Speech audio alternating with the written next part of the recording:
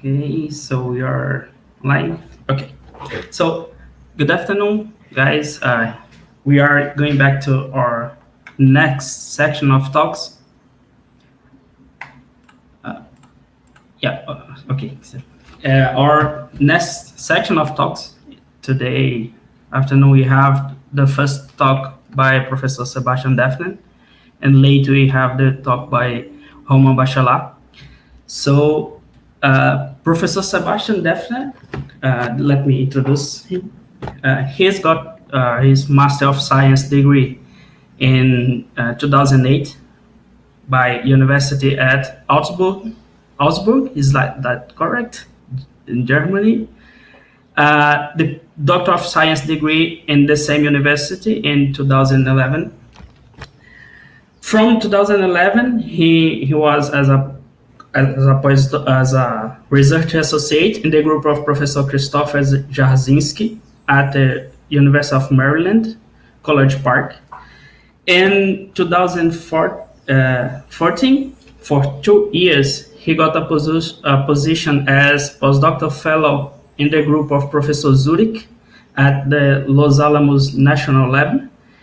In 2016, he got a position in the University of Maryland, Baltimore County, where he is working so far and in topics of quantum thermodynamics and foundations of quantum mechanics like statistical physics, open quantum dynamics, quantum information theory, quantum control, including the quantum speed limit, and a lot of other things. So, Professor Sebastian, thank you so much for being here, for accepting our invite to give this talk, and I hope everyone enjoy your talk. Thank you so much. Thanks, Alan, for the very kind introduction, and also thank you very much for the opportunity to present some of the work that we're doing at UMBC. So when preparing this talk, I was trying to gauge what the audience is. And Alan suggested that a colloquium level talk with a broad introduction and then focus on maybe one or two more recent research projects would be adequate. So and this is basically what I will be doing. But before we do that, I realized that I'm the only one who will be presenting in English. And despite my best efforts, my Portuguese is not nearly good enough to talk about physics. So I apologize. However, as Alan was mentioning earlier, some of you might be asking questions in Portuguese. If you do that, Alan will translate and then I will try to answer to the best of my ability. So what I want to talk about, the title of my talk is Quantum Thermodynamic Devices from Theoretical Proposals to Experimental Reality. And I will be mentioning that later on again, but this talk is mostly arising out of a review article that I'm currently writing on thermodynamic devices, which means that we're trying to give a somewhat more recent overview, comprehensive account of what is happening currently in the field. I'm at UMBC, University of Maryland, Baltimore County. And the question that probably many of you have is, where exactly is Baltimore? So we're located here at the East Coast of the US, which is about half an hour north of Washington, D.C., which is right here. New York City is about 3 hours north of us, and here, Florida, that would be about a 10-hour drive. The university itself is considered somewhat mid-sized, so we have about 15,000 students right outside Baltimore. And if you're sitting in Baltimore and you're looking west into the country, towards the mountains, then this is the view of campus. The physics building is very, very easy recognized. It's the one with the observatory here. And now that the pandemic is finally coming to a somewhat more final stage, I can say again, this is my office and this is where you mostly find me. In the physics department, we cover 4 broad areas of physics. In particular, there's quantum optics and quantum information, condensed matter physics, atmospheric physics, and astrophysics. Officially, I'm listed, or I was hired as a quantum optician, but by now I've also been listed under condensed matter physics. I think I could convince my friends in astrophysics that I have a couple of interesting things to say. And the only area where they haven't listed me yet is atmospheric physics, but this is also in preparation. The reason why I'm telling you that is not to brag or to show off, but rather what I want to emphasize and communicate is that we as thermodynamicists really work at the interface of many more traditional fields of physics that are more specified, and that due to our very, very phenomenological and universal understanding of physics, we can contribute to many different areas of research, and every now and then something useful. But since I'm already talking about thermodynamics, so I know that most of you in the audience are actually experts in thermodynamics, and I don't have to tell you what that is. But given that I'm the only one speaking in English, I thought it would be a good thing to quickly run you through how I think about thermodynamics, so that we have established a common language and that you know what I'm talking about when, for example, I say heat or work. So I think about thermodynamics as a truly phenomenological theory that was originally incepted in order to understand steam engines.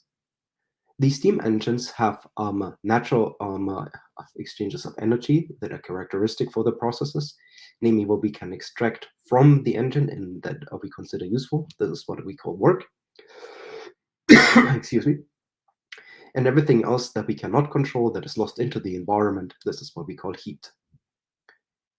As I was trying to illustrate on my previous slide, thermodynamics is incredibly powerful and versatile in the sense that we find applications at literally all length scales. In particular, we can describe properties at the somewhat mesoscale, like phase transitions and heat engines, steam engines, mechanical engines. We have things to say about the microscale, which means we can describe properties of chemical reactions. And we can go all the way up to cosmological length scales, where we, for instance, can describe the properties of black holes or even the universe in its entirety, which is why I do think that all of us can make a contribution also to astrophysics. Nevertheless, when we say thermodynamics, we're actually lying, because the only processes that are fully describable by means of thermodynamics are quasi-static, meaning that the only processes that we can fully describe are processes that are successions of equilibrium states. For all real processes, thermodynamics only has to say that some amount of entropy is lost into the environment. We have some irreversible entropy production, which I will be denoted by capital sigma. And the whole purpose and goal of thermodynamics then is to minimize the sigma, such that we can optimize, improve the operation of thermodynamic devices. In essence, what we're always interested in is operating devices, like, for example, this four-stroke engine down here, at maximal efficiency, at maximal power output, which means we want to lose the minimal amount of energy, heat, into the environment. If you've only taken an undergraduate course in thermodynamics, then what you usually think of is something like this. Big, stinky steam engine, heat engine. This is actually the diesel engine. So this is a picture that I took back at home in Augsburg, Germany, in a museum. This is the first prototype of an operating diesel engine. Rudolf Diesel was an engineer at the engineer school back in Augsburg, and they still have kept the original specimen. Now, when you stand in front of this engine, I'm a pretty tall guy, but my head reaches up to here. So I'm about 1.90 meters, so the thing is about 3 meters tall. And if you look at mechanics, so despite the fact that it's only a diesel engine, and we like to think about that as only a four-stroke engine, in reality, this is an incredibly complicated machinery with about 10,000 parts. Now, of course, we could write down from a classical mechanics point of view the full dynamics, the equations of motion. But what we would have to do is, and I'm not even talking about the working medium yet, we would have to write down something like 10,000 coupled differential equations, which in principle we can do, and then solve for the dynamics in order to make a prediction. What thermodynamics does is it reduces the description dramatically by focusing only on only a few phenomenological macroscopic quantities such as heat, work, volume, entropy, whole numbers. You know all of this. The reason why I think this is important and why I want to emphasize this is because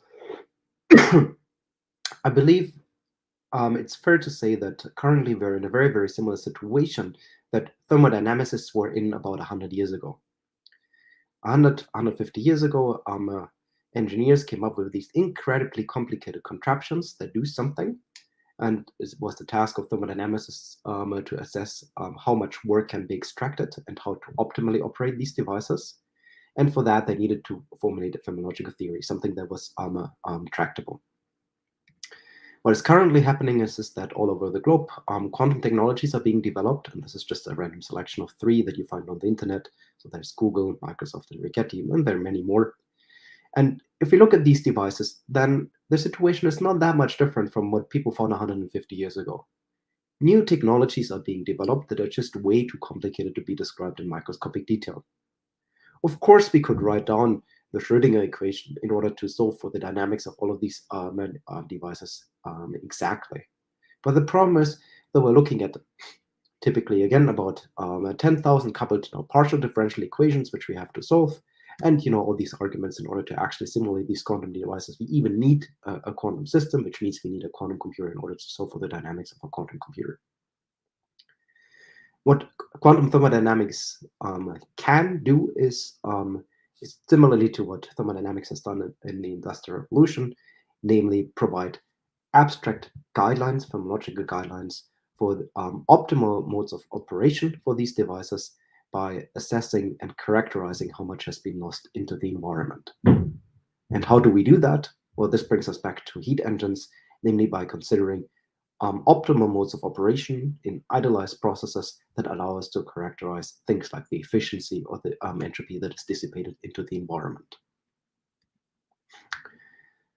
All right, so this is the outline of what I want to cover over the next half an hour, 40 minutes or something like that.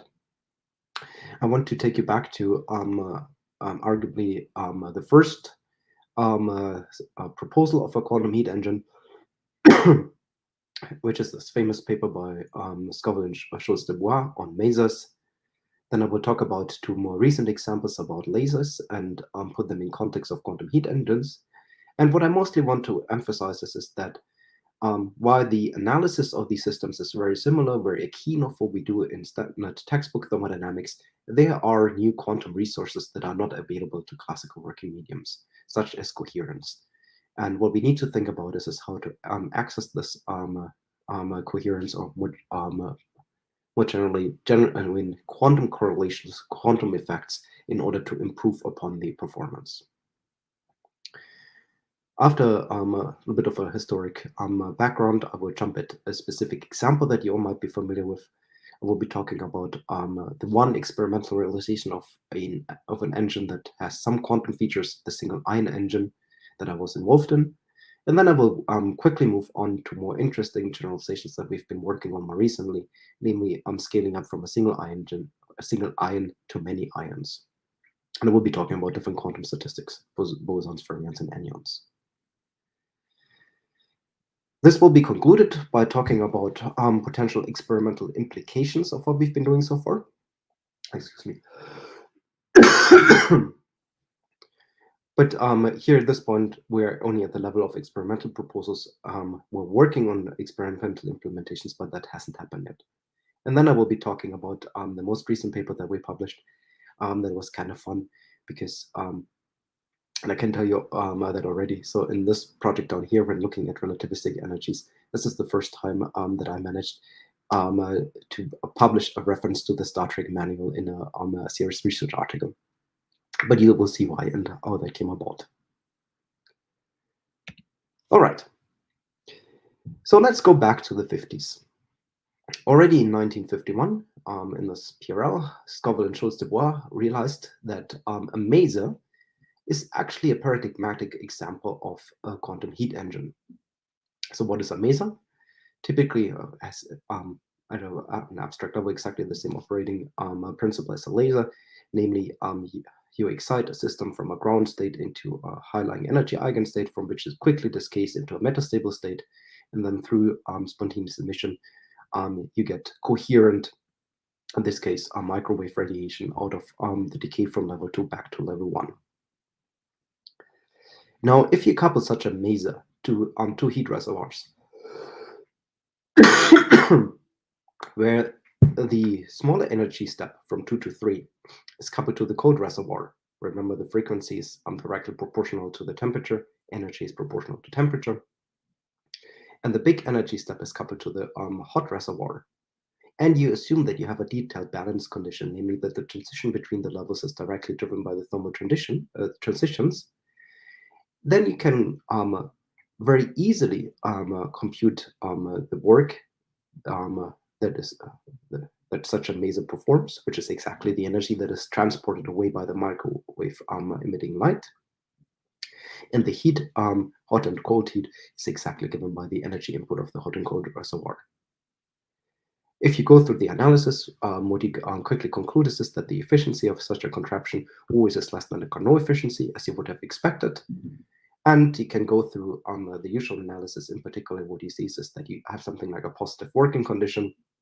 You know what that means, namely that the work output has to be positive, or in other words, that you get more work out than you lose cold heat to the cold reservoir. And this is exactly the condition that you achieve in population inversion, which means in masing. Population inversion means that the density of the metastable state is larger than the ground state.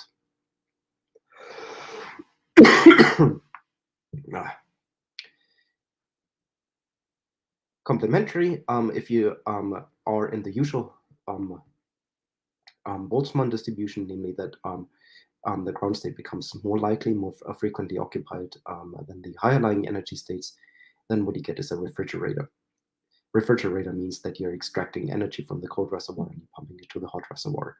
And this is also something that makes a lot of sense, because what you see here is that the higher lying energy eigenstates actually couple to the colder reservoir, which means in order to pump energy through the system, you have to extract from the cold reservoir, which then will naturally fall down to the lower lying energy states.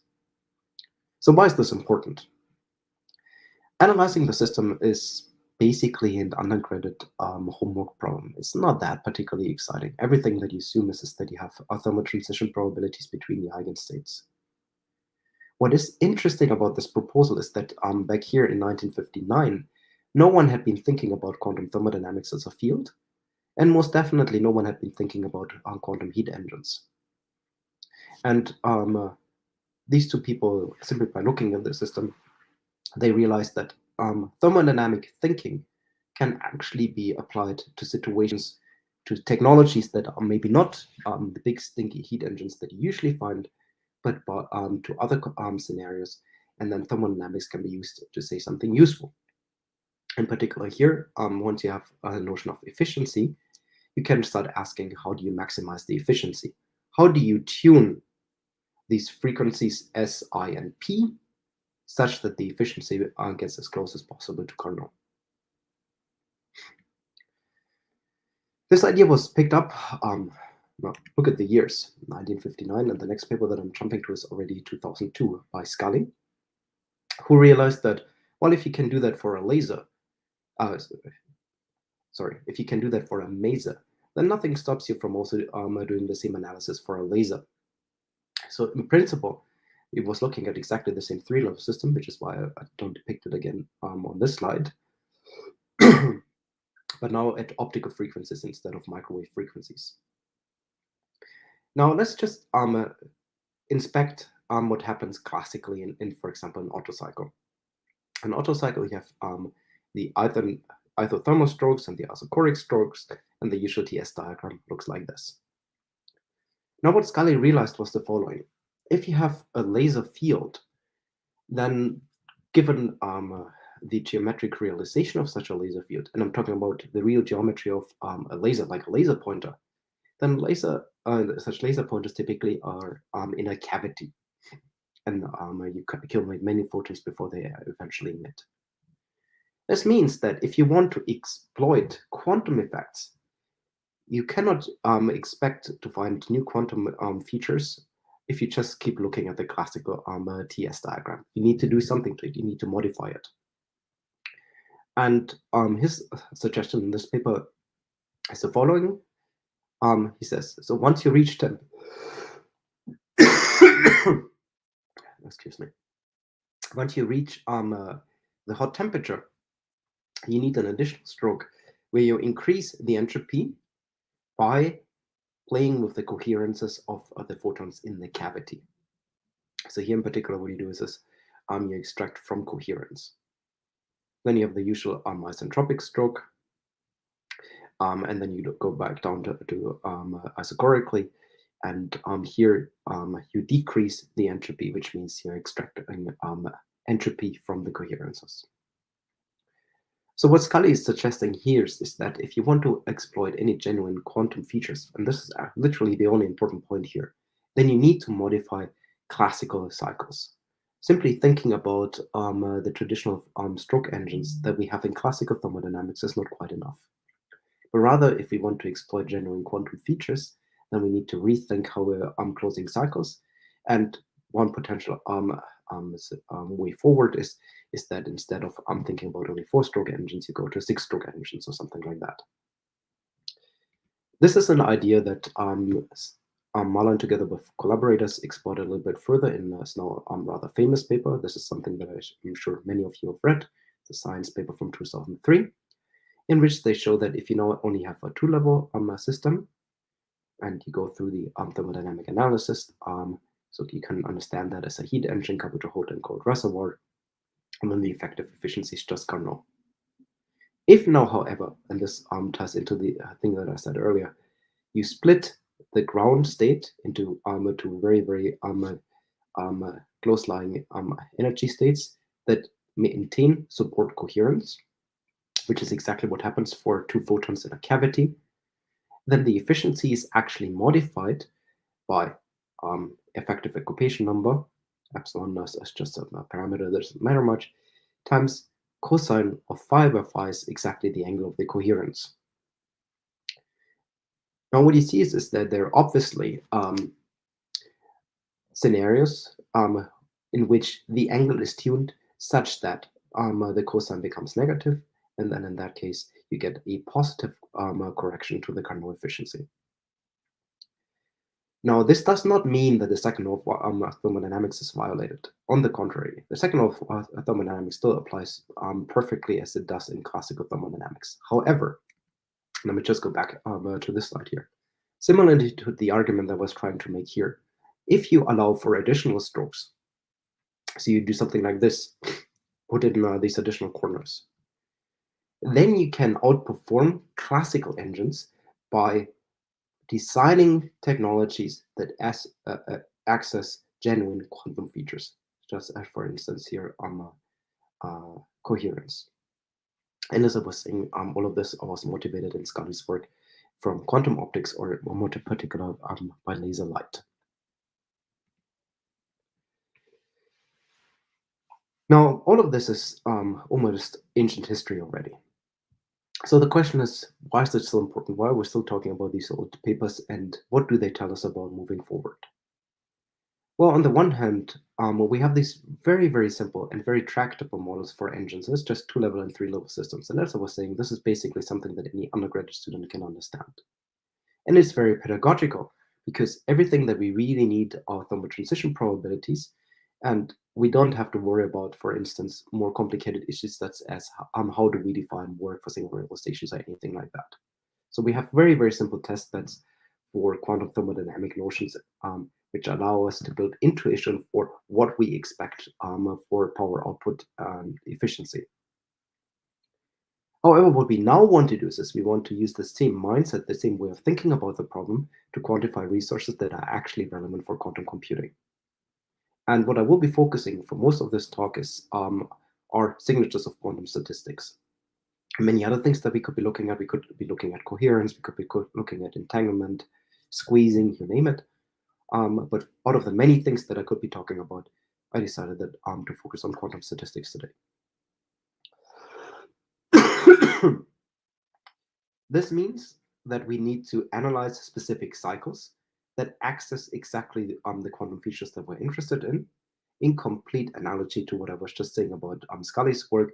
He designed cycles that access quantum coherence. We will need to talk about cycles that access features of quantum statistics.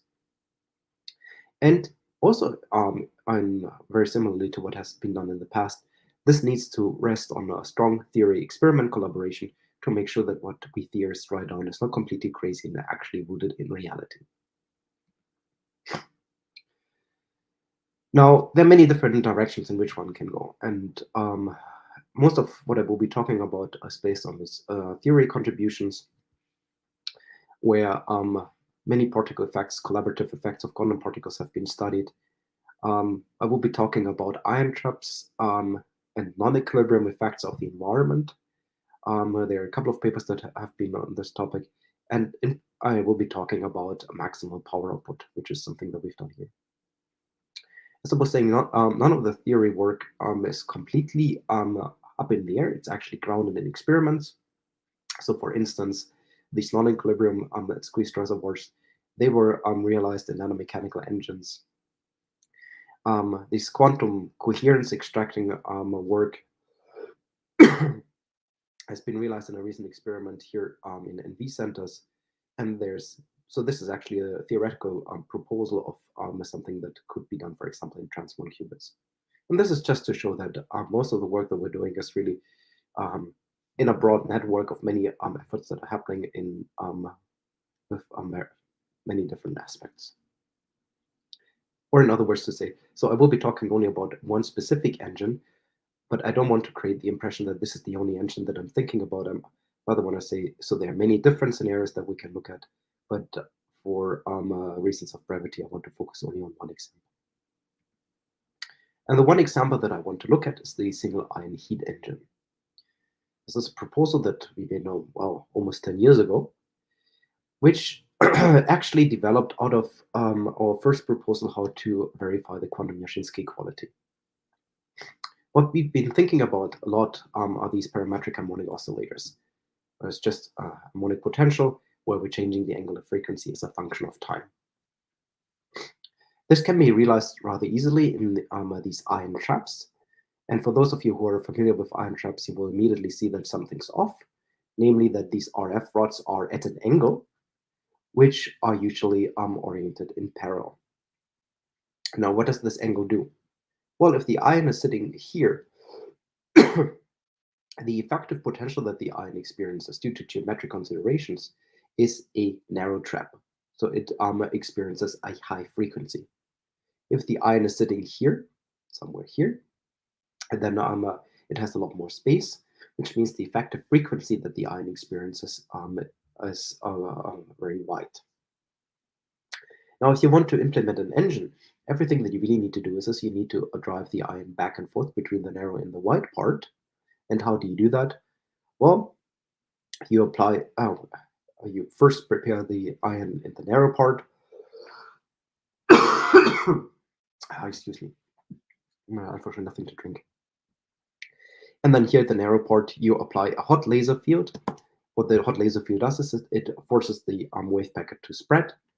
If the wave packet is spreading, the ion will move forward to the wide parts until the wave packet fits the trap again, where you apply a cold laser field, you do Doppler cooling or something like that, which forces the wave packet to shrink and moves back.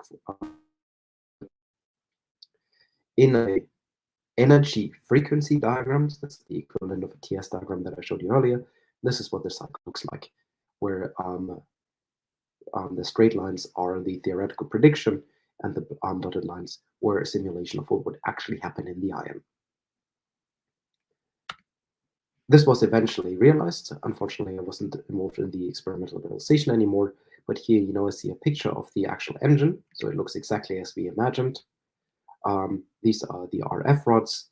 This is the corresponding cycle that was measured. It looks very much like what we predicted, except what we found is that this is no longer an Otto cycle, but rather a Stirling cycle.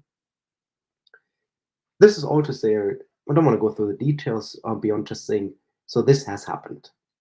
We can build these quantum thermodynamic devices. We've built a single ion engine, and we know how to analyze it by these means of quantum thermodynamics. But this is an engine with a single ion and doesn't really show any interesting quantum effects yet, for that the temperatures were too high. So the natural question is, if you have a single ion, what happens if you put in two ions? It's a question that my student Nathan asked. Well, if you put in two ions, if it was two classical particles, you just would get some hardcore interaction, but beyond that, it's going to be rather boring. If it's two quantum particles, Well, then all of a sudden quantum statistics start to matter. So what is actually better? If you build a bosonic engine or a fermionic engine? Every single time you buy a car, you have to answer the question, do you want an Otto engine or a diesel engine? Do you want to tank gasoline or diesel? Well, as it turns out, bosons actually outperform fermions in every single characteristic that you can look at. And the reason is that it's not as straightforward as you would expect, but if you have two fermions, if you put them together, you get the effective fermionic repulsion, which means during the compression stroke, the fermions resist, whereas the bosons do not resist. Bosons can occupy exactly the same quantum state, which means you get free compression of two bosons. And if you then go through the analysis of the efficiency of the power, the efficiency, maximal power, in literally every single characteristic you can imagine, bosons do better, which is what we've done here. So this was quite nice. And we realized, okay, quantum statistics actually plays a huge role. But if bosons do better because of the free compression, which cannot be compensated by the effective repulsion that you get during the expansion, can you maybe tune quantum statistics to do even better than that? Well, tuning quantum statistics means that we would have to switch between bosonic and fermionic behavior. That seems wrong if you think about it. It's an intrinsic property of quantum particles, but it's actually not that crazy. So some of you might have heard about anyons. So what we want to do is this, we want to leverage this bosonic attraction more, and we want to tune it up during compression. This would allow us to design even better even better engines. But in order to do that, we need to consider statistics that is somewhat between bosonic and fermionic. Now, these things actually exist, and they can be, for example, created in entangled photon pairs. So how does that work? So if you usually open a textbook on anyons, then you will find anyons as topological states, quasi-particle excitations in two-dimensional materials. That's bad. I don't want to start thinking about two-dimensional materials. That's complicated. However, also in these optical scenarios and in ion traps, and you will see how that works, anyonic statistics can effectively be created. And the idea is the following. If you take a beam splitter and you send photon pairs on this beam splitter, then these photon pairs can be created in entangled Bell states, maximally entangled states. Of these Bell states, 3 are even and 1 is odd. So if you create your Bell pairs in an even state, what that means is that you will get effective constructive interference if the photons enter the beam splitter on the same side, and destructive interference if they enter on the opposite sides. Whereas if you have the odd Bell state, you get exactly the opposite. This means that, and this is called the Hong-Mandel effect, depending on the symmetry of the Bell state of the entangled photon pair that you're shining on a beam splitter, you can create effectively bosonic and effectively fermionic statistics. Let me say that again. Entangled photon pairs can create effective fermionic statistics. Now, if I want to create anyons, then I simply have to take many of these photon pairs, of which some are going to be bosonic, some of them are going to be fermionic, and the effective statistics that you get out is going to be anyonic, somewhere in between. It's going to be a statistical average over bosonic and fermionic behavior. Now, this is something that has been shown in quantum optics. And if someone could implement that in a scenario that is akin to what I said earlier, to this ion engine, then we would have a perfect testbed to analyze the thermodynamics of symmetry. And here the symmetry really becomes a tuning parameter, because whether I want more bosonic or more fermionic behavior really just comes down to the fraction of bosonic and fermionic, meaning even and odd Bell pairs that I shine onto the beam splitter. Now, what I should emphasize is that these anyons are somewhat different from than what you find in 2D. These topological anyons belong to the braiding group. That means that if you have exchanged them once and you exchange them again It matters in which order you do that. So in 2D, changing places means that you have to go either clockwise or counterclockwise. Now, in topological anions, in the braiding group, whether you exchange clockwise or counterclockwise actually matters. If you go the same way twice, clockwise, you're going to pick up an additional phase, which cancels out if you exchange clockwise and then exchange back counterclockwise. There's another type of anions which are characterized by generalized Pauli exclusion principle, where you get the permutation group, where it doesn't matter how you go back. So whether you exchange clockwise and counterclockwise is exactly the same. These statistical anions that we've created, theoretically, and with these entangled pairs, belong to this generalized Pauli exclusion principle, and we can show that these two classes of anions are exactly the same. So if we could create that, what is it that we would find? So this is a plot of the efficiency of maximum power, putting these anions again in the parametric harmonic oscillator that I mentioned before. In black, you see the Carnot efficiency. In red, you see Kershaw-Malbor. And in blue, you see what you would expect classically, namely for just classical hardcore interactions.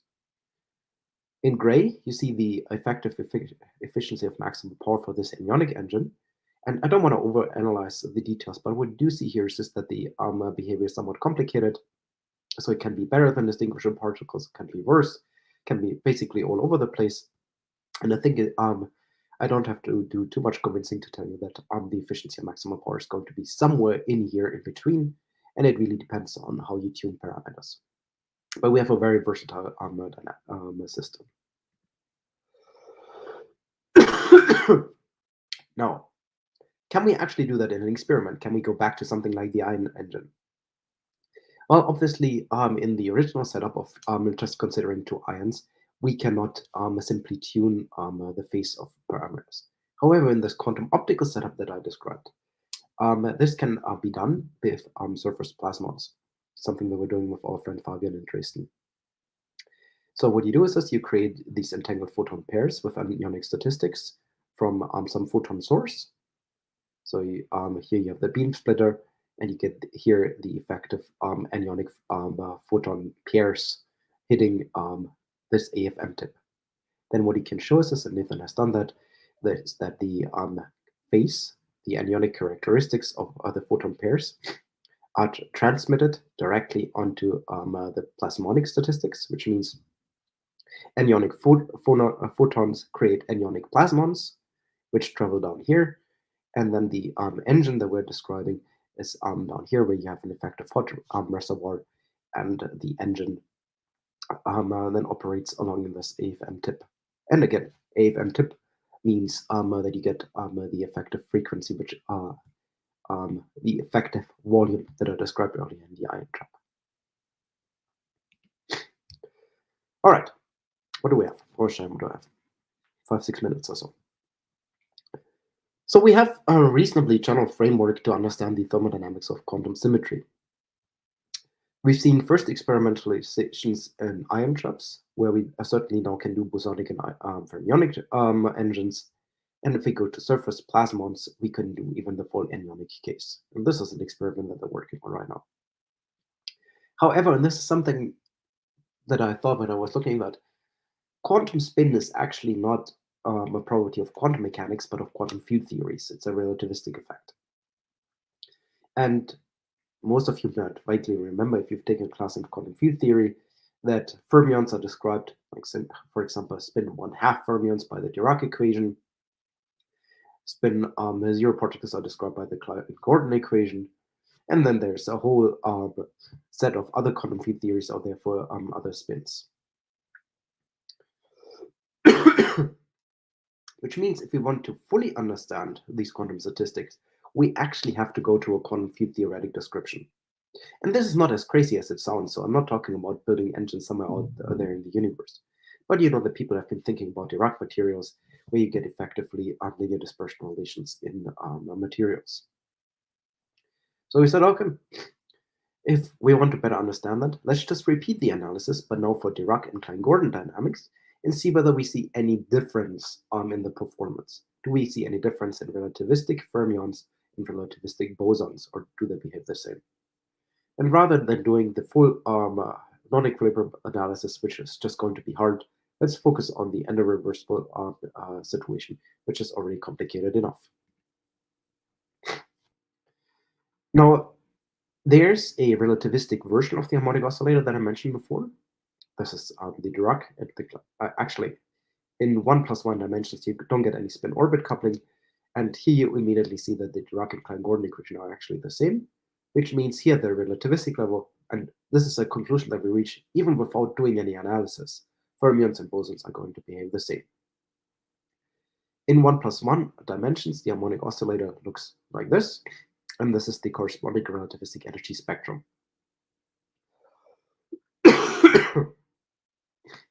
So this looks a little bit ugly because of the square root, but lambda, which is just h bar omega over mc squared, is the relativistic parameter, and you can easily convince yourself that this is just a relativistic generalization of the usual energy eigenvalue, the usual energy spectrum. But what you see is this, well, you have the energy eigenvalues. If you have the energy eigenvalues, you can compute the partition function. If you know the partition function, you can compute everything else. And we did that here in, don't mind the blue and the red curves, so this is just a comparison of numerics and analytics. And so we just put that into paper to show that our numerics and analytics actually agree. For the purposes of this talk, what is much more interesting is that at high temperatures, the energy becomes linear in temperature, so it basically behaves like an ideal gas. When the entropy becomes logarithmic, so it still behaves like an ideal gas. Heat capacity becomes constant.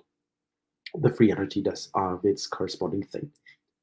So we can compute the full thermodynamic behavior of the relativistic harmonic oscillator. If we have that, if we have internal energy, entropy, and free energy, well, then obviously we can look at thermodynamic cycles. We can compute the work output, the heat input, and we don't even have to do any quantum thermodynamic machinery, but we can actually just do textbook thermodynamic analysis. So what I want to do is this an endo-reversible cycle, and since I'm not entirely sure how familiar you are with this, let me just briefly work you through that. So remember, endo-reversible means that it's a slow process that is slow enough such that the process looks reversible from the point of view of the working medium, but it's fast enough such that you have temperature gradients between the working medium and the environment. For the isentropic compression, if we do that for an Otto cycle, there's obviously no work. No heat, and work is given by the difference of internal energy, which we have computed. So work during compression is easy. Get that almost on a silver platter. For isochoric heating, we have no work, and heat is given by, again, change of internal energies, which we have. But now we need to worry about the temperature gradient. And this is why this is important. Temperature gradient, so within this endo-reversible analysis, you usually make a linear response assumption, namely that the rate of heat exchange between system and environment is constant. However, since you're changing the temperature, you need to be a little bit more careful. And you need to make sure that whatever you look at, the temperature profile actually obeys Fourier's law. For classical systems, this is rather standard. There's nothing much to be said about here. Relativistically, the validity of Fourier's law is actually not that trivial. So remember, if you're traveling by a heat reservoir, you experience effective time dilation and length contraction with respect to the reservoir, and that does give a rise to higher order non-linear corrections to Fourier's law. But here we basically just need to assume that environment and system are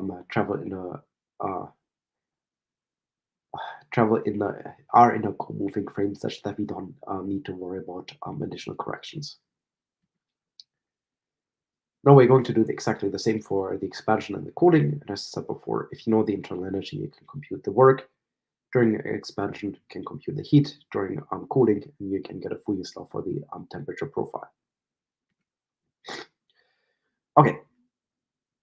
Let's first go to the low temperature non-relativistic case. This is something that we understand. Non-relativistic corrections. And in that case, this is something that probably all of you have seen. The auto efficiency is just given by 1 minus the compression ratio, a ratio of frequencies. What you might not have seen is that you can compute the power output explicitly. That's what you get. Tau C and tau H are the stroke times. You have the heat conductances alpha and some prefactor. And you immediately compute that the efficiency at maximum power is given by the Kershin-Album efficiency. Okay, great. So the efficiency of a low temperature non-relativistic engine going through an Otto cycle is given by the Kershin-Album efficiency. Now let's repeat that again, but in the high temperature ultra-relativistic case. Then in that case, the relativistic efficiency is given by the square root of the compression ratio. No square root? Square root. So at this level, you would expect that there's a relativistic correction to the efficiency. However, if you then compute the power for finite TH and TC against stroke times, you get this expression, which looks very, very similar to what you saw before. And if you compare these two expressions, let me just flip back and forth a couple of times. Well, the only real difference is that you replace the compression ratio with the square root of the compression ratio, which means if you then compute again the efficiency at maximum power, you again get a Kershin-Album. That means for the end-of-reversible cycle, despite the fact that the efficiency as a function of compression ratio is markedly different, as a function of temperature, the efficiency at maximum power is exactly the same. Also relativistically, the quantum auto efficiency at the end of reversible quantum auto efficiency is given by Kershin-Album. This is all that I wanted to tell you today. I understand that I've been talking about many different things, and also since I'm the only one speaking in English, you might not remember all of what I've said. So let me just condense it down into 3 take-home messages, which I would like you to remember about what has happened over the last 45 minutes. I was mainly talking about quantum auto cycles. And I started out with talking about if we want to exploit quantum features in the quantum auto cycle, we need to modify the cycle such that we can access directly genuine quantum properties. Of all the different things that I could have been looking at, in this particular talk, I focused on quantum symmetry. I showed you that in the quantum auto cycle, it doesn't matter whether you have bosons or fermions, but there beyond that, no relativistic corrections. All of this will be put together soon, hopefully by the end of the year, in a review article to be published in Quantum Science. And this is the team. So there's a picture that I took just 2 weeks ago. And as you see, we're still operating under COVID-19, so we're still having our group meetings on Zoom. Now, before I finish, I just wanted to briefly highlight, this is the season of grad school applications. If you have students or if you're a student yourself who thinks this is cool, come work with us. Deadline for applications for grad school in January 2022. You need the usual documents. So we need transcripts, letters of recommendation, personal statement of purpose in which you explain why you want to get a PhD and who you want to work with. And we even have 2 separate graduate programs, physics. If you want to work with me, you have to get into the physics program, but we also have a dedicated program for atmospheric physics. Thank you. So thank you, Professor Sebastian, for this very nice talk. I would like to fix a serious problem, a mistake I made in the beginning, because I forgot to say that Professor Sebastian Defnet, together with Professor Steve Campbell, have published a book on quantum thermodynamics. So yeah, I forgot. I apologize for that. And okay. So it will be interesting to our students to know that, yeah, that's perfect. Okay, thank you. Thanks so much. Okay, so you are forgiven, Alan. Yeah. So we have some questions from YouTube. So I can see a question from Bertoldo. Yeah, there's a comment. So Bertoldo is asking whether the Onsager relations are valid in the relativistic domain. This is a complicated question to which I don't know the full answer. So quite honestly, I don't know. So there's an issue with Fourier's law that one needs to look into. But what exactly that means for the Onsager relations is an interesting question, which I'd love to look into. But more generally, and this is where my mind was just going. So the Onsager relations are usually only, they anyways only hold in a very, very specific regime of linear response, where you have a separation of timescales and other things. What I'm not sure about is, and this is something that could be easily checked, is what happens to the Green-Kubo formulas in the relativistic domain. It's a very interesting question, which I'd love to know the answer to, but I don't. More questions?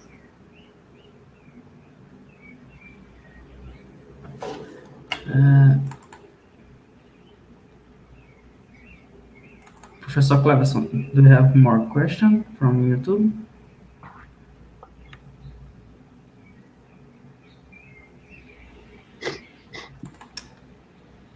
Okay, so we don't have more questions. Professor Roman is at the room, virtual rooms. Whether he has some question, is also welcome to ask.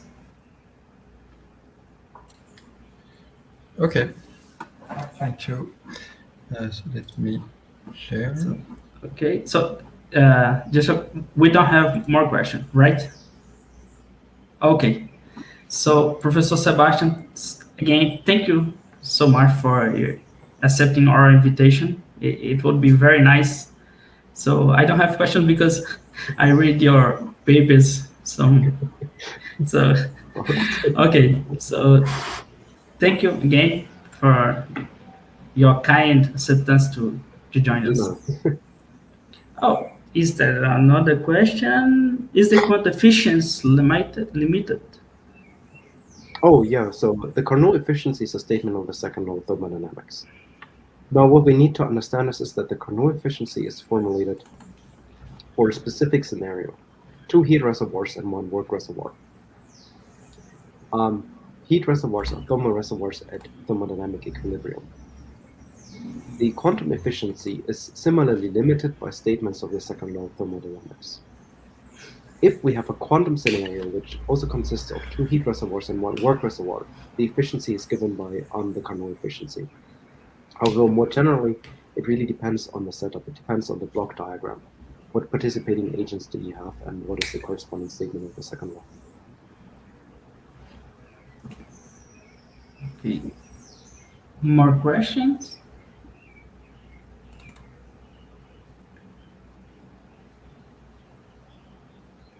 In Portuguese? Okay. Yeah. Some question in Portuguese, please. I don't know. Yeah. Okay. So now I can finish now? Questions? Oh, okay. So Professor Sebastian, again, thank you so much. Have a nice day, and I hope to see you soon in the next opportunity. Bye. Thank you. Back to Português. Ok, dando continuidade, segunda palestra de hoje, testar para ver se tá ok a apresentação.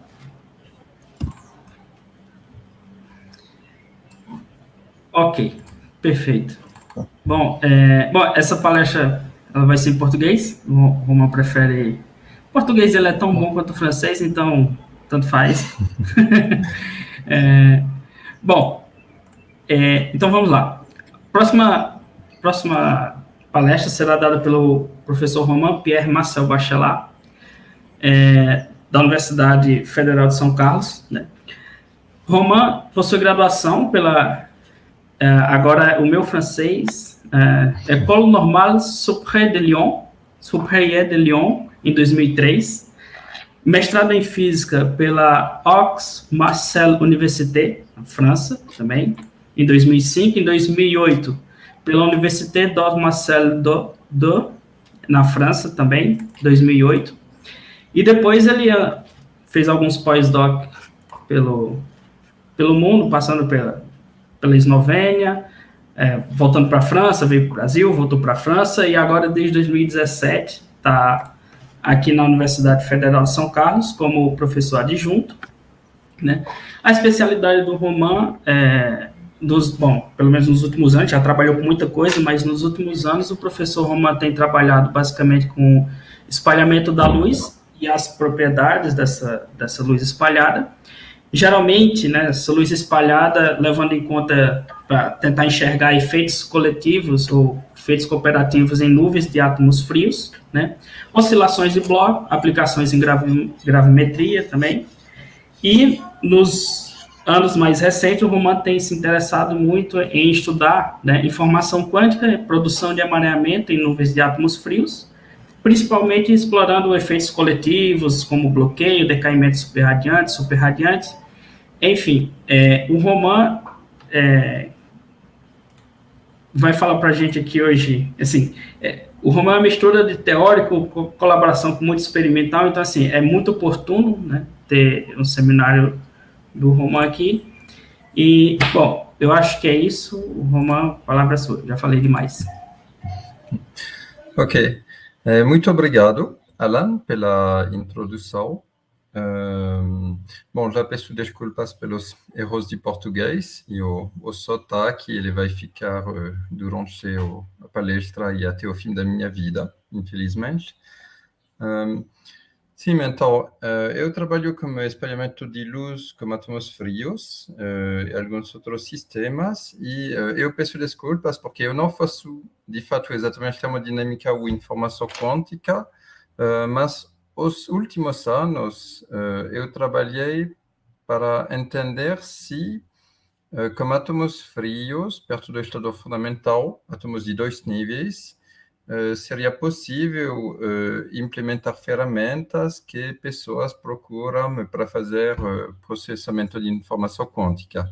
E o que eu vou apresentar hoje são trabalhos relacionados a memórias, ou seja, como armazenar uma informação, e ao efeito de bloqueio, que eu vou introduzir. E o bloqueio é uma ferramenta usada em átomos de Rydberg para fazer portas, na verdade.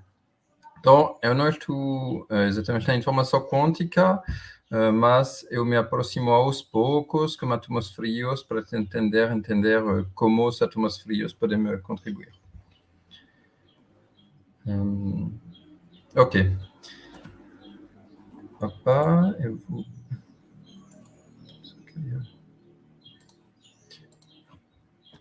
Ok. Então, o mais importante, eu queria agradecer às pessoas que contribuíram aos resultados que eu vou apresentar hoje. Temos Alan, que me apresentou e está co-organizando esse workshop, o André Sidrim, o professor Celso Villas-Boas, que alguns de vocês ao menos devem conhecer, da UFSC.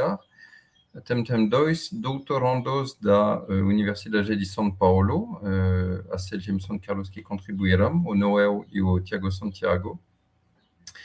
E é um trabalho também onde, para quais temos colaborações regulares com um grupo francês, que é um grupo experimental, e um grupo teórico na França.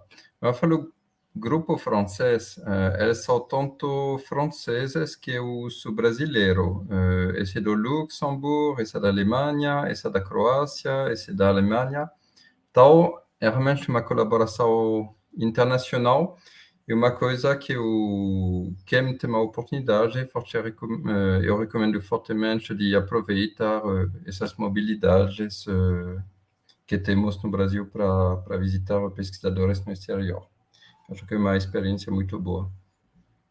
Ok. No assunto, a estrutura da minha apresentação vai ser tudo em volta da interação dipolo-dipolo. que aparecem em átomos frios quando você joga luz neles. Então, eu vou explicar rapidamente qual tipo de interação é e quais são suas características e por que, por alguns lados, ela é um pouco especial.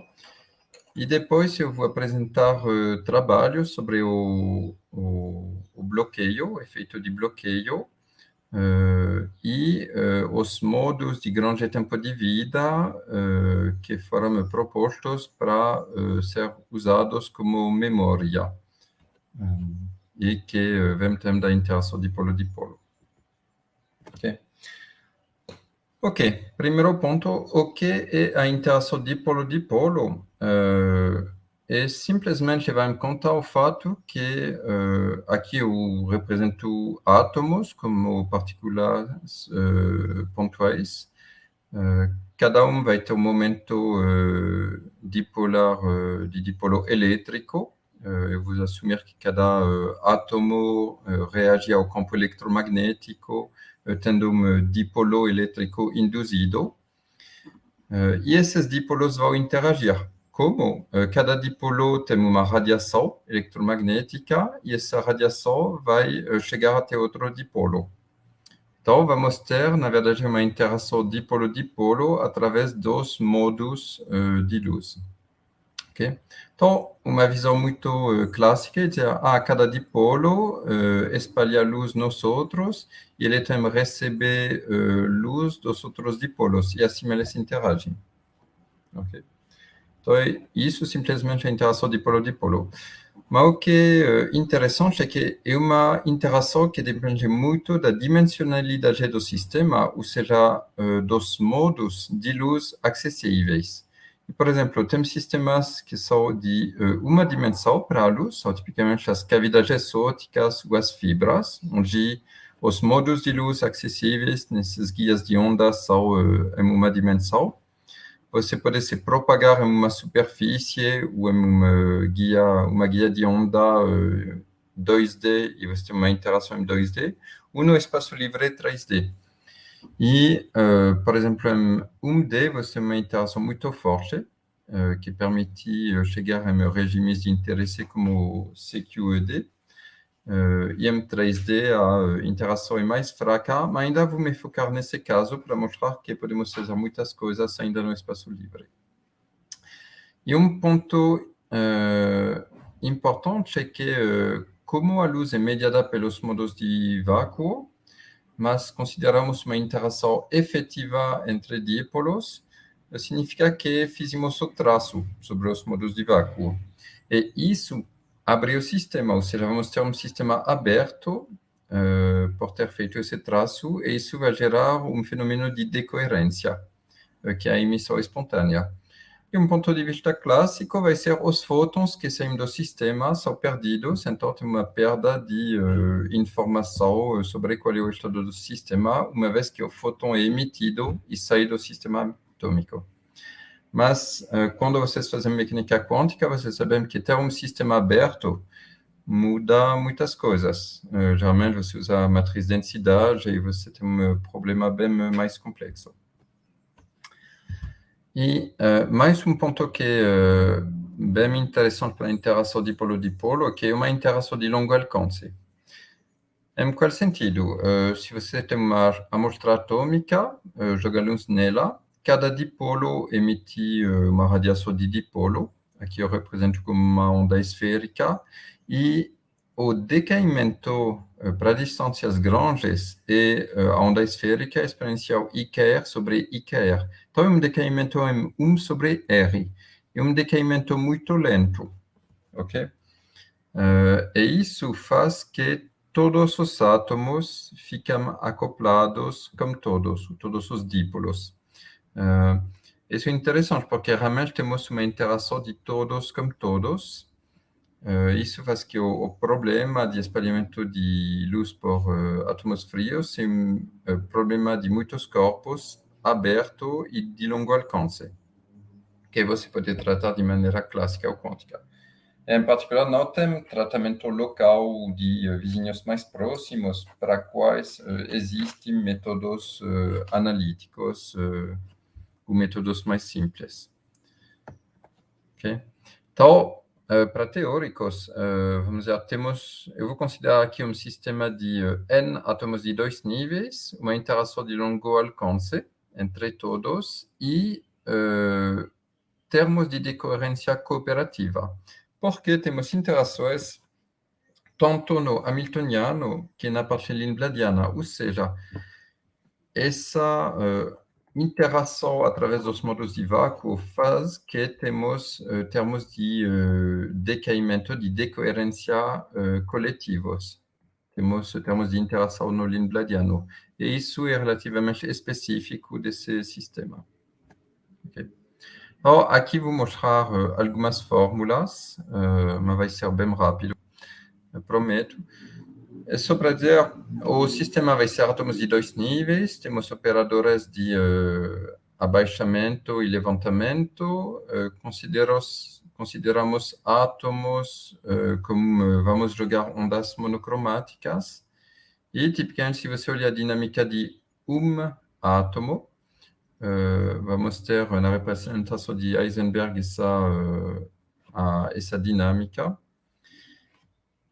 E quando consideramos vários átomos e a interação de longo alcance, temos termos de interação entre eles, onde botamos a interação dipolo-dipolo.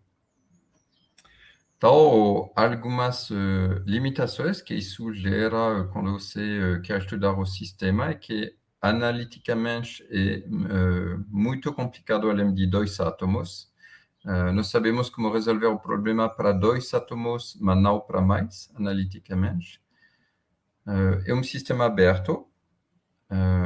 Então, significa até quando quer fazer simulações exatas de todo o espaço de Hilbert, você simula no máximo 10 partículas, que é pouco para um sistema 3D. E tem interações tanto na parte hamiltoniana que na parte lindbladiana. Então, temos uma troca de excitação e uma emissão coletiva de fótons fora do sistema. Ok? Então, isso era a parte mais técnica. E eu vou explicar agora o que chamamos de efeitos cooperativos, que é o nome típico que na comunidade damos para esses efeitos induzidos por interação dipolo-dipolo. O mais conhecido foi introduzido pelo Robert Dicke, em 1954, que é a superradiância.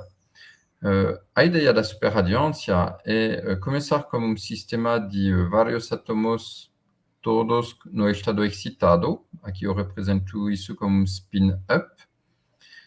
Quando o sistema emite um fóton, ele vai cair em um estado, só que a gente não sabe qual dos 3 átomos emitiu o fóton. Então, temos uma superposição de estado, que vai ser up-up-down, ou up-down-up, ou down-up-up, dependendo de se foi o átomo 3, 2 ou 1 que emitiu o fóton. E, por ser dentro nesse estado coletivo, vai ter uma taxa de emissão modificada. Okay? Aqui, por exemplo, para esse estado, o sistema vai emitir como uma taxa 3 gama. Tá. Então, a superradiância ela é caracterizada tipicamente pela emissão da luz em uma taxa e um fluxo de luz amplificado por um fator N, e dentro de um período de tempo reduzido por um fator N. Você tem uma radiância muito rápida e mais intensa. Okay? E aqui eu mostro o caso de 3 átomos que é bem simples, mas quando tem N átomos como N grande, as taxas acessíveis tem muitas taxas diferentes e vários estados explorados. Okay? Então, quando você se chama um volume muito pequeno comparado com o comprimento de onda, a grandeza relevante é o número de átomos, que dá o fator de cooperatividade. Quando você está no espaço livre, a grandeza que descreve a cooperatividade vai ser a densidade eótica, que não é o número de átomos, mas o número de átomos dividido pela superfície da sua amostra. Okay? Isso é para trabalhar no caso 3D. Mas o que é interessante e o que foi realmente explorado muito mais tarde é que a superradiância, então aqui eu ilustro como uma imagem de decaimento de radiação. A radiação, se vocês monitoram a radiação de uma nuvem de átomos frios, se os átomos são independentes, vocês têm essa linha pontilhada, decaimento exponencial. Se vocês têm interações via dipolo-dipolo, você tem primeiro uma emissão rápida, que é a superradiância, e depois você vai ter uma emissão muito mais lenta que para átomos únicos. E isso é o que chamamos de subradiância. E aqui na esquerda eu apresento uma imagem, dados experimentais que foram tomados em Nice, na França, onde observaram esse fenômeno de subradiância. Ok? Tá. Então, eu vou falar muito desses estados, porque esses estados têm um tempo de vida muito grande. Tipicamente pode ser centenas tempos de vida, centenas de vezes maior que para átomo único. Então, enquanto um átomo vai ter um tempo de vida talvez da ordem de 100 nanosegundos, esse pode ter um tempo de vida da ordem de milissegundo. E se usamos outras transições, pode ser ainda bem maior. Então, esses modos têm o potencial para ser usados como memória. Okay. Mas vamos começar com o efeito de bloqueio. O efeito de bloqueio é sobre como gerar fotões únicos ou, de outra maneira, fazer portas para operações, na verdade, de comunicação quântica. Então, aqui eu vou explicar um pouco o que são os átomos de Rydberg, porque são sistemas que tradicionalmente são usados para fazer efeito de bloqueio. Então, átomos de Rydberg são os átomos que jogamos para níveis altamente excitados, longe do estado fundamental. E, tipicamente, isso corresponde a um número quântico principal da ordem de 40 a 50. Então, um pouco abaixo do limiar de ionização, para não perder o elétron de valência. Mas jogamos o elétron de valência em uma trajetória muito grande, muito longe do núcleo. Okay? Então, por isso, vai ser um átomo muito grande, um átomo gigante, por causa da trajetória eletrônica enorme do elétron de valência.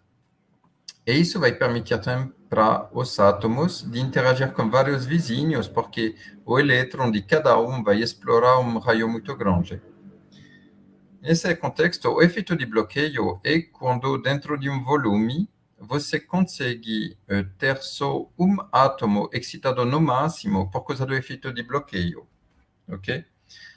Se os átomos fossem independentes, poderia ter vários átomos excitados, se você jogar muita luz, mas como esse bloqueio, vocês têm uma interação que não permite ter duas excitações no mesmo tempo. E assim você tem bolhas de bloqueio, como raios de bloqueio. Okay? E esse mecanismo foi usado para implementar portas. Tem muitos trabalhos recentes para mostrar como em sistemas de íons aprisionados, esse tipo de efeito pode ser usado para fazer portas. Ok.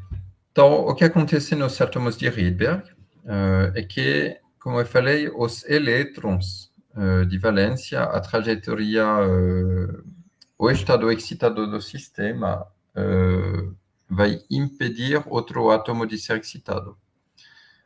Então, o que acontece? Se, por exemplo, eu tenho dois átomos, eu tenho o estado fundamental GG, estado excitado EE e estados intermediários de uma excitação. A interação de Rydberg, que pode ser Van der Waals, por exemplo, vai deslocar uma energia ao estado EE. E por isso, esse estado vai ficar fora da ressonância de dois fótons e eu vou ficar preso entre o fundamental e o estado de uma excitação. Tal, a dupla excitação é proibida aqui. Okay? E aí, o que você pode fazer com átomos frios é pensar, em átomos frios e a interação dipolo-dipolo é um cenário um pouco diferente, porque os deslocamentos em energia vão aparecer nos modos de uma excitação. Okay? Temos um modo superradiante aqui para dois átomos, um modo subradiante, que se desloca em energia. E se você endereçar, por exemplo, um modo específico como laser, por causa desse deslocamento em energia, você não consegue acessar mais o estado de dupla excitação. Então, o cenário é um pouco diferente, mas no final, se agora você muda a frequência do bombeio, você consegue de novo um efeito de bloqueio. Okay? Então, você consegue reproduzir a física dos átomos de Rydberg, mas com átomos de dois níveis, perto do estado fundamental, com interação dipolo-dipolo. Uma limitação é que isso requer ter nuvens pequenas, então altas densidades de átomos. Porém, nos últimos anos, tem técnicas experimentais que permitirão realmente gerar amostras de átomos organizadas na escala abaixo do comprimento de onda. E tem as primeiras demonstrações experimentais. Então, o que você faz quando você faz esse átomo gigante é que você cria um sistema efetivo de dois níveis que é maior, bem maior que o átomo único. Okay? Porque o seu átomo gigante começa a ter um tamanho comparável com o tamanho de onda, do comprimento de onda. E um outro ponto muito interessante é que é um pouco como a superradiância. Eu sei que eu tenho só uma excitação, então temos só um átomo excitado, mas na verdade eu não sei qual. Então eu estou em uma superposição onde cada átomo pode ser excitado. Então, eu tenho um sistema de dois níveis entre o estado fundamental e o estado emaranhado, que é uma superposição entre cada átomo excitado. Okay. E as assinaturas típicas que você tem no experimento são que você consegue fazer oscilações de Rabi coletivas aceleradas na taxa superradiante, que é uma troca de energia entre os átomos e a luz. Você consegue elas são aceleradas, tem um fator de amplificação, e tem também uma taxa de decaimento acelerada, porque como é um modo superradiante, esse modo é superradiante, ele vai ter uma taxa de decaimento acelerada, pois a emissão é acelerada. Okay? Então, aqui é uma ilustração entre a oscilação de Rabi do átomo único, em cinza, e a oscilação de Rabi para 4 átomos, que é uma oscilação 2 vezes mais rápida. Tá. Então, o que é interessante ver é que esse estado que criamos, esse novo estado excitado para o nosso superátomo, é um estado emaranhado. Okay? Então, a gente cria um superátomo com nova taxa de decaimento, energia, só que o estado excitado corresponde a uma superposição de estado que você pode endereçar como pulso pi. Então, aqui eu ilustro quando a gente simula um pulso pi no sistema, o sistema cai no setor de uma excitação, aqui.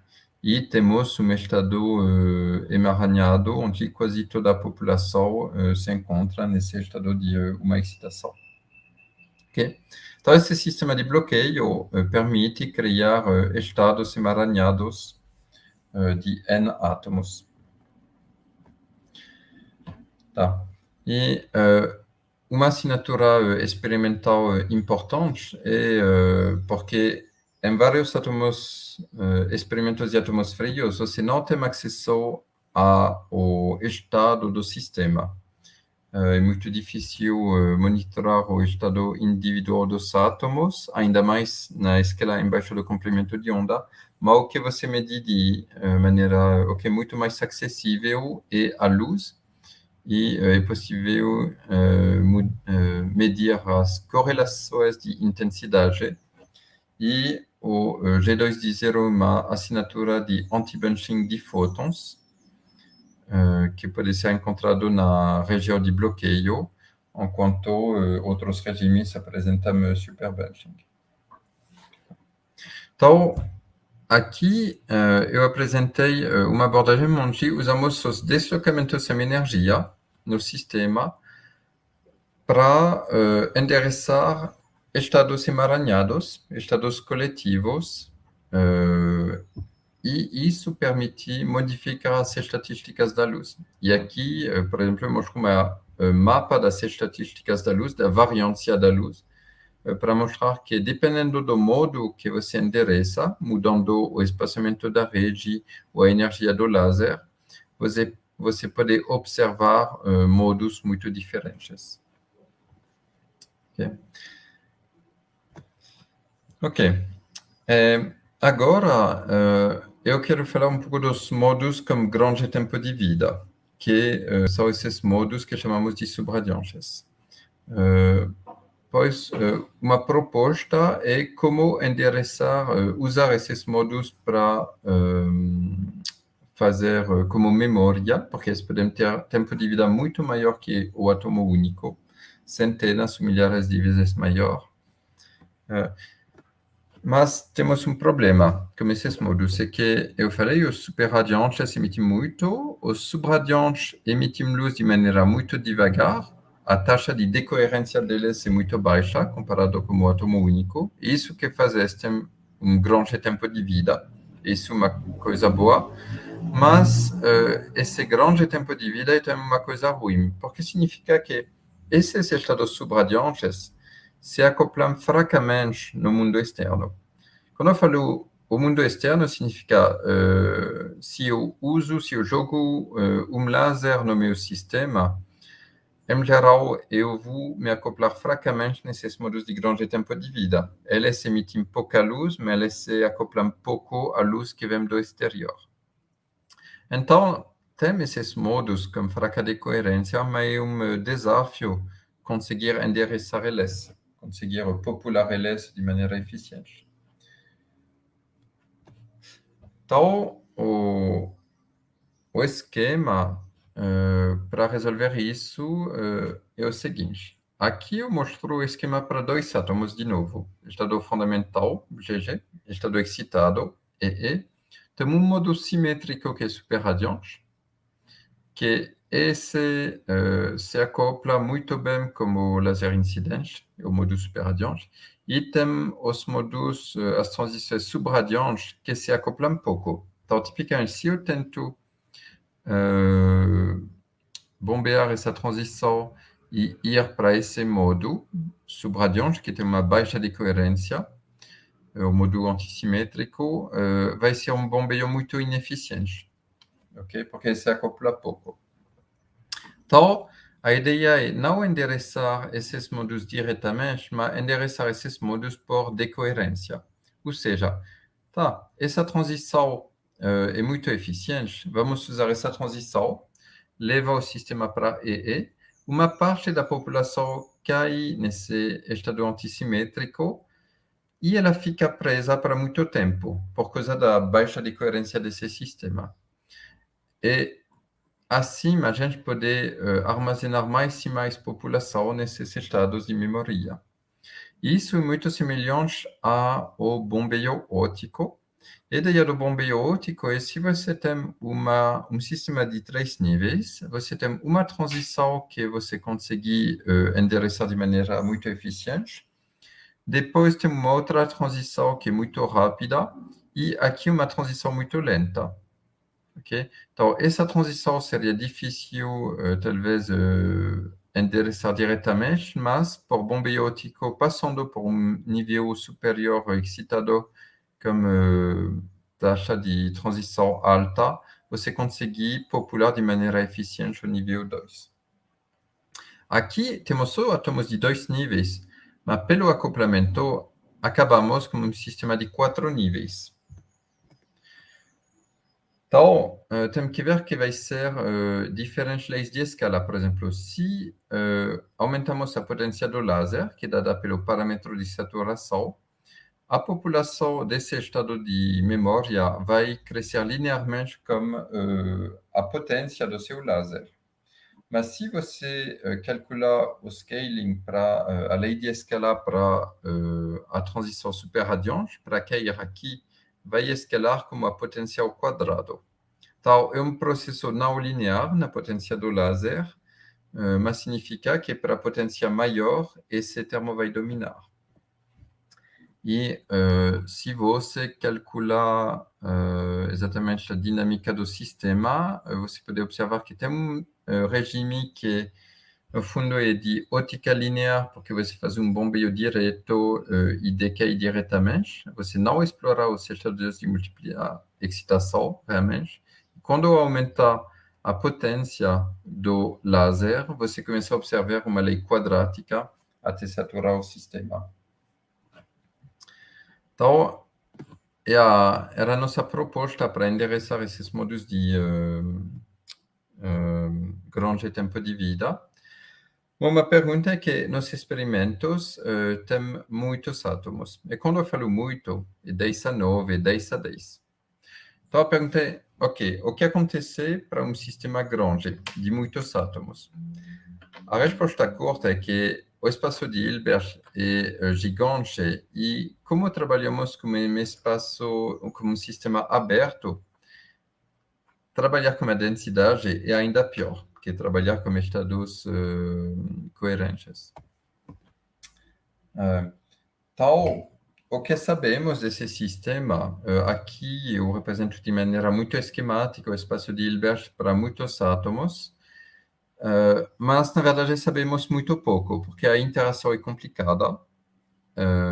E sabemos que tem uma cascata superradiante, que foi muito estudado pelo Dick, pelo Serge Roche depois. A parte de excitação única, tem muitos trabalhos pelo Derek Chang, Helmut Rich, Antoine Brouwers e muitos outros, porque essa parte é bem descrita, na verdade, pela abordagem de física clássica. Mas quando você quer explorar todo o espaço de Hilbert, muito poucas coisas são conhecidas. Então, o que a gente vai fazer é mandar um bombeio forte e ver quais tipos de estados populamos. Então, aqui eu apresento resultados numéricos, porque, como eu falei, além de 2 átomos, não se sabe quase nada. Mas o que sabemos e podemos observar numericamente é que os estados de múltipla excitação decaem muito rápido, devido às numerosas excitações que eles têm, e os estados de pouca excitação decaem muito mais rápido. E para tempo grande, temos um resultado ainda mais forte, que o estado de uma excitação com maior tempo de vida é o último a decair. Tem aqui um estado com grande tempo de vida e vai ser o maior tempo de vida que temos no sistema, além do estado fundamental. Então, isso fala para a gente que, na verdade, a gente vai cair para um estado de grande tempo de vida por aí. Então, como fazer o bombeio óptico? Como eu falei, analiticamente, não dá para fazer nada. Como simulações, tipicamente, conseguimos simular 9 ou 10 átomos e com métodos aproximados de simulação de sistema quântica, que além da aproximação semiclássica, conseguimos simular até 100 átomos com correlações quânticas de pares. Okay? E do outro lado temos o experimento, que tem 10 a 9 átomos. O experimento ele observa essa superradiância de maneira clara. Então, temos que fazer a conexão entre os resultados dos teóricos muito limitados e o experimento que explorar um sistema macroscópico. Porém, o que conseguimos observar no experimento é que, além do regime de ótica linear, onde a população cresce linearmente com a potência do laser, observamos um crescimento superlinear da população. E esse crescimento superlinear da população com a potência do laser é a prova que fazemos um tipo de bombeio óptico onde exploramos os estados de múltiplas excitações. Okay?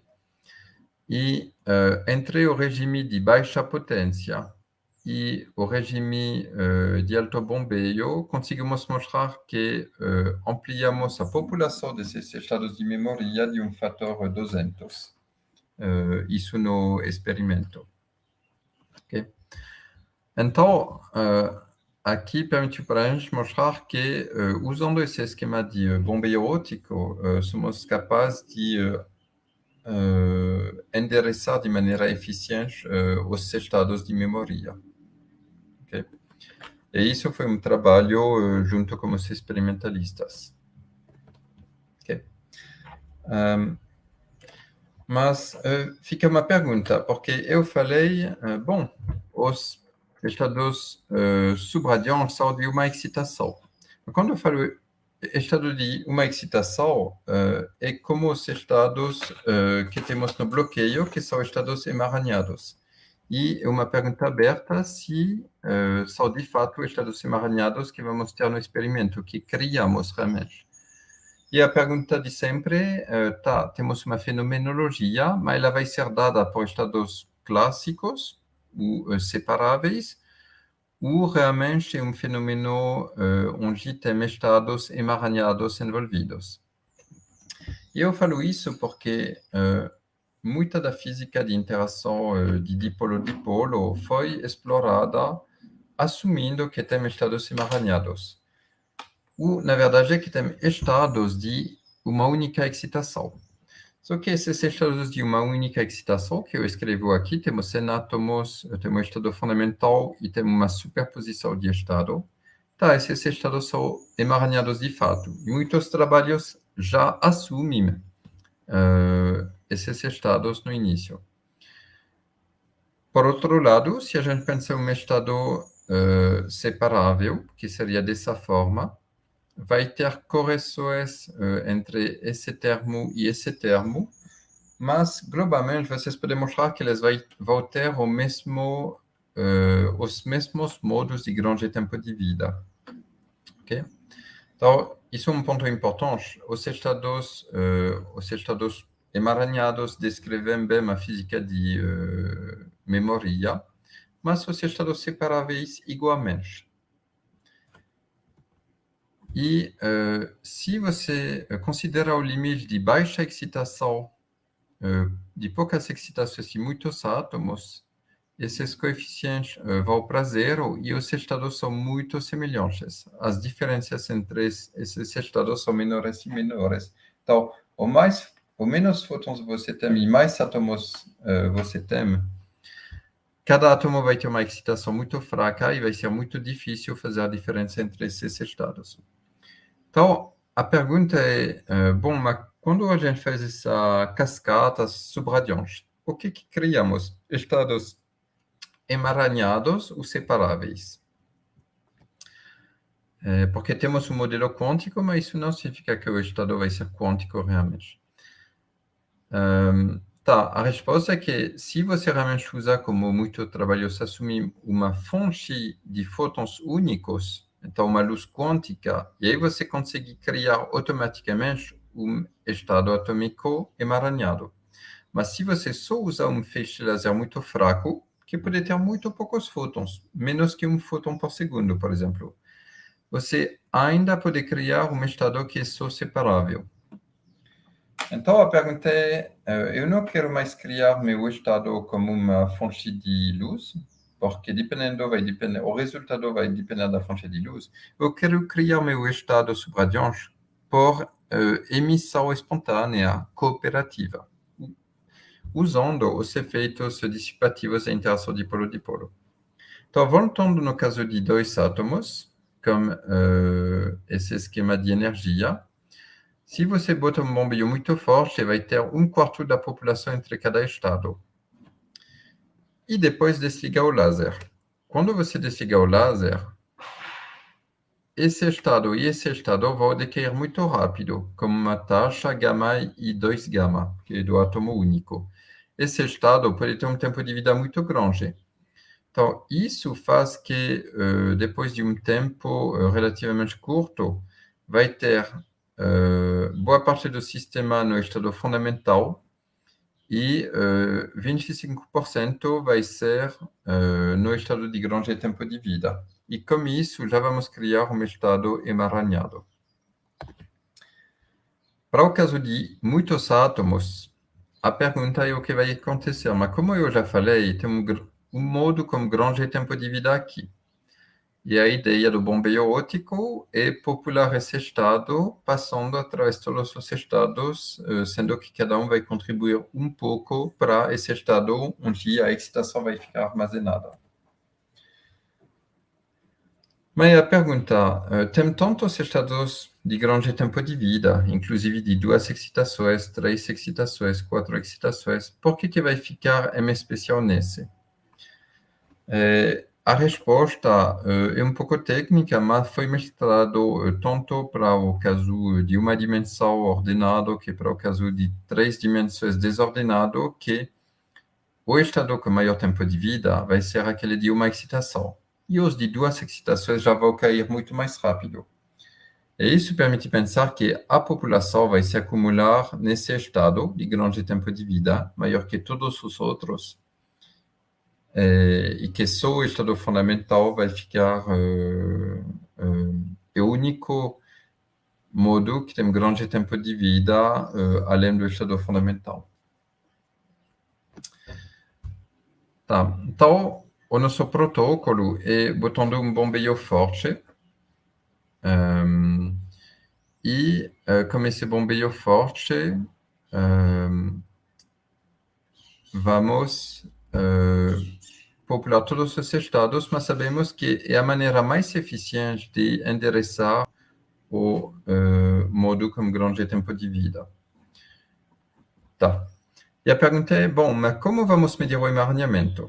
Então, os teóricos vão dizer, bom, eu preciso da matriz de densidade, da concorrência ou de medidas de emaranhamento. Os experimentalistas que não têm acesso ao sistema atômico, eles sabem só contar os fótons. Então, eu vou apresentar os dois tipos de assinaturas. Então, para os teóricos, o que eu vou usar é a concorrência de pares. Então, para cada par de átomos, eu posso definir uma concorrência, que é o valor esperado do produto de operadores menos o produto de valores esperados. Eu posso calcular uma concorrência de pares média, fazendo a média em todas as pares, ou eu também posso calcular um mínimo de concorrência de pares, que vai ser não nulo só se todos os átomos têm concorrência de par com todos. E o resultado é o seguinte. Quando eu faço a minha dinâmica de decaimento, em um tempo relativamente curto, aparece uma concorrência média. Concorrência média significa eu tenho átomos emaranhados, ok? Eu não sei quanto, eu posso contar quanto, mas aqui eu não falo. Mas eu sei que mais tarde chega a concorrência mínima, que é sair do valor zero. Concorrência mínima significa que todas as concorrências de pares são não nulas. Isso significa que todos os meus átomos são emaranhados via concorrência de pares. E isso, se eu olho a população dos estados de uma excitação, 2 excitações, 3 excitações, isso acontece quando todos os estados morrem, P2 e P3, menos os estados de uma excitação. Aqui, uma assinatura forte que o estado de uma excitação é o estado que providencia um emaranhamento global entre todos os meus átomos. Se você é experimentalista, você tem acesso à luz. E a pergunta é, qual vai ser a informação dada pela luz? Para esse tipo de estado, uma assinatura interessante vai ser as correlações de intensidade, que são dadas pelo G2, correlação intensidade-intensidade. Que aqui calculamos fora do equilíbrio, pois temos uma dinâmica de decaimento. O ponto é simples, é como para o estado de bloqueio. Se você tem só uma excitação, você não consegue emitir 2 fótons no mesmo tempo. E o seu G2, ele mede a emissão de 2 fótons no mesmo tempo. Ele mede a probabilidade de emitir 2 fótons no mesmo tempo. Então, se eu tenho realmente um estado de uma excitação, eu vou ter um G2 de 0. Mas se eu tenho um estado separável, tipicamente eu vou ter um G2 maior que 1. Então, esse G2 menor que 1, na verdade, é uma assinatura de uma luz quântica.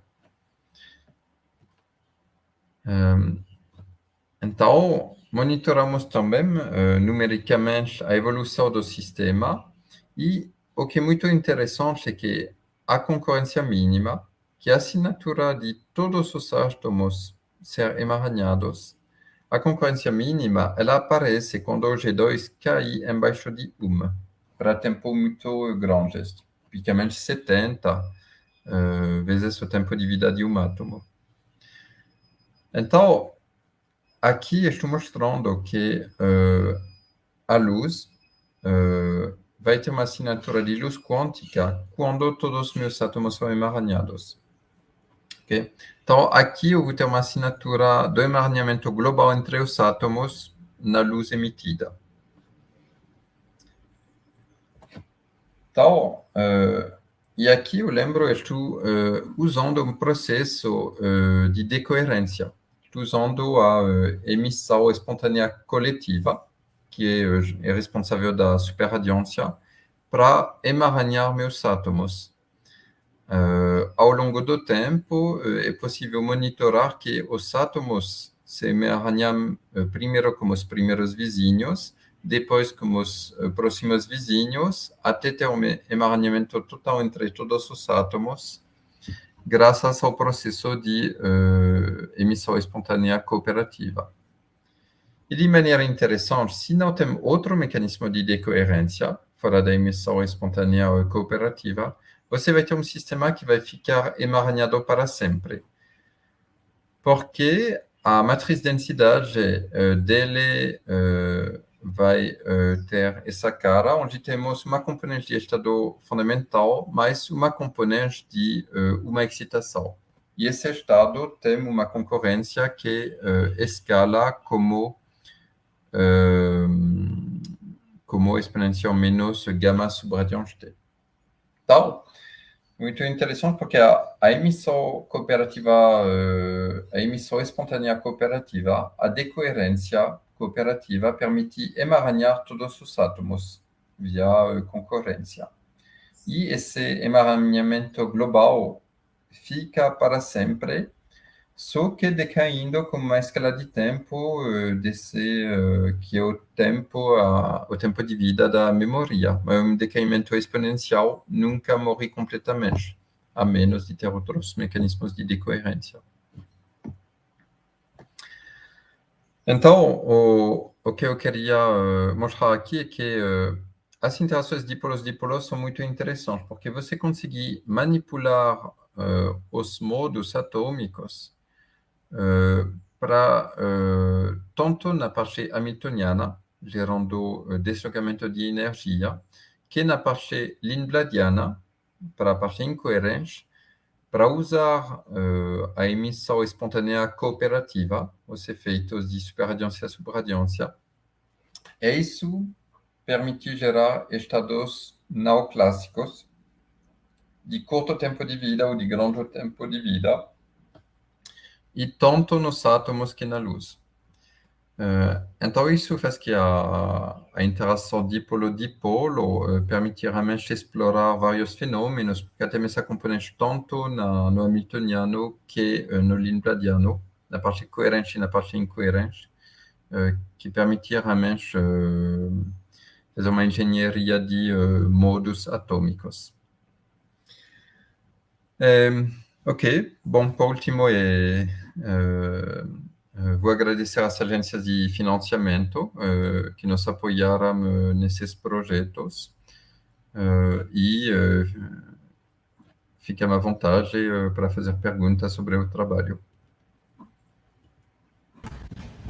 Perfeito. Bom, muito obrigado, Juan, pelo seminário. Né? Figuras muito bonitas. Assim, a mensagem bem interessante. Bom, eu tenho algumas perguntas, mas eu vou esperar o pessoal do YouTube primeiro. Bom, Moisés, professor Moisés, se tiver perguntas, Cleverson, fique à vontade.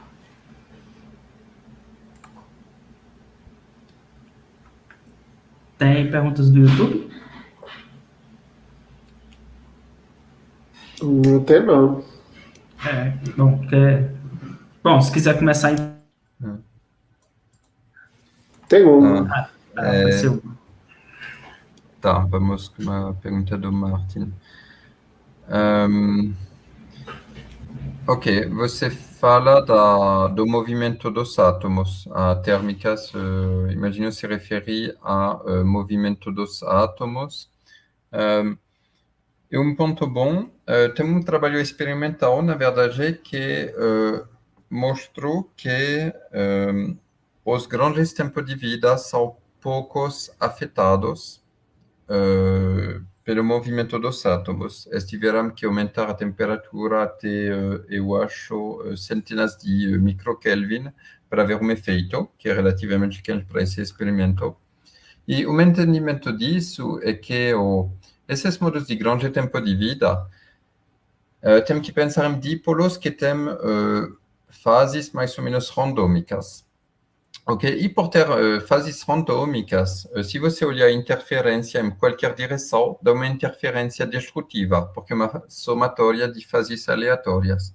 E isso faz que tenha uma emissão espontânea reduzida. A interferência na maioria das direções é destrutiva.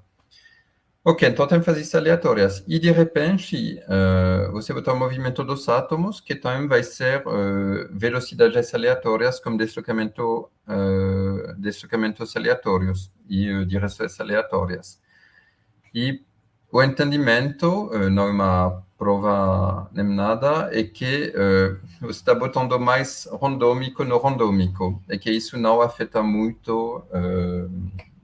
acaba não afetando o fato que você fica com modos com fases aleatórias que tem uma baixa taxa de emissão. Então, sobre o emaranhamento, uma vez que você caiu para o modo de uma excitação, você vai ficar no modo de uma excitação. Então, você vai ficar também emaranhado nesse sentido.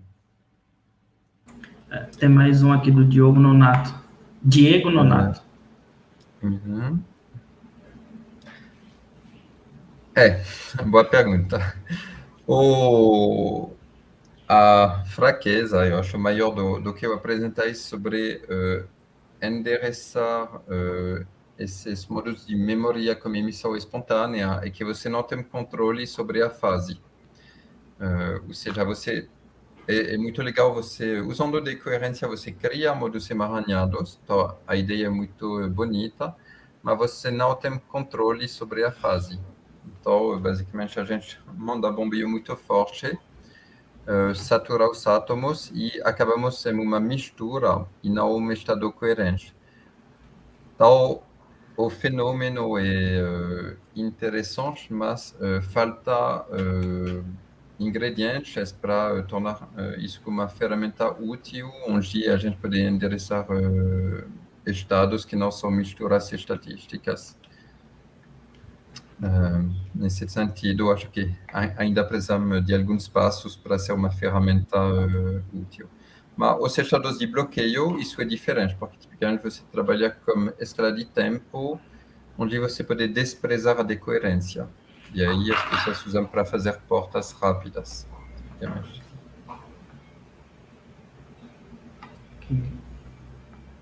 Mais alguma pergunta do YouTube? Bom, por enquanto, se o professor Moisés quiser perguntar alguma coisa. Não tenho perguntas, não. Tá, bom, eu tenho uma pergunta. Deixa eu aparecer mais um. Agradecendo. Bom, eu tenho pergunta, mas assim, no sentido mais cultural do que física, né? Que, por exemplo, você apresentou muito, assim, as colaborações que você tem mais com o pessoal da França, em Nice.